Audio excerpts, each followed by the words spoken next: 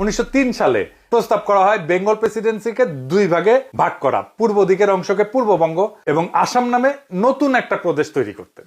Lord Curzon এই প্রস্তাবে সম্মতি প্রদান করে। এর ফলে 16 অক্টোবর 1905 সালে লর্ড কার্জন নতুন প্রদেশ পূর্ববঙ্গ এবং আসামের গোড়াপত্তন করে ঢাকাকে রাজধানী করেন। এরপর শুরু হয় বাংলায় হিন্দুত্ববাদীদের আন্দোলন, যেটা সন্ত্রাসবাদের রূপ নেয়। কলকাতার হিন্দু বাবুরা একদম বিক্ষোভে ফেটে পড়ে। বাবুদের দুইটা সন্ত্রাসবাদী সংগঠন ছিল, একটা কলকাতা কেন্দ্রিক যুগান্তর গ্রুপ আর একটা ঢাকা কেন্দ্রিক অনুশীলন সমিতি। যুগান্তর গ্রুপের সন্ত্রাসী ক্ষুদিরাম বসু একজন সাহেব ম্যাজিস্ট্রেটকে হত্যা করার জন্য সাহেবের গাড়ি লক্ষ্য করে বোমা হামলা করে। ক্ষুদিরামের নিক্ষেপ করা গ্রেনেড সাহেবের গাড়ির পরিবর্তে দুইজন মেম সাহেবের গাড়িতে গিয়ে পড়ে এবং একজন ইংরেজ ব্যারিস্টারের স্ত্রী এবং কন্যাকে হত্যা করে। ইংরেজ সরকার ক্ষুদিরামকে ধরে বিচার করে ফাঁসিতে লটকায় দেয়।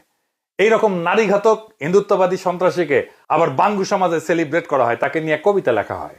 আর এক বাঙ্গু প্রগতিশীল আব্দুল নূর তুষার ইতিহাস জ্ঞান দিতেছে জাতিরে। সে কইতেছে আমাদের দেশে কার্জন হল আছে, কিন্তু ক্ষুদিরামের নামে একটা চালাঘর নাই।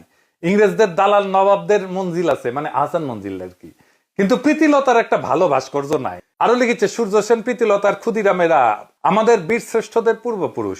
জমিদারদের ল্যাঠাল যারা জমিদারি চলে যাবে জন্য যারা ইংরেজদের শাসাইবে তাই অস্ত্র হাতে তুলে নিছিল, তারা নাকি আমাদের বীর শ্রেষ্ঠদের পূর্বপুরুষ। আমি যাই কই।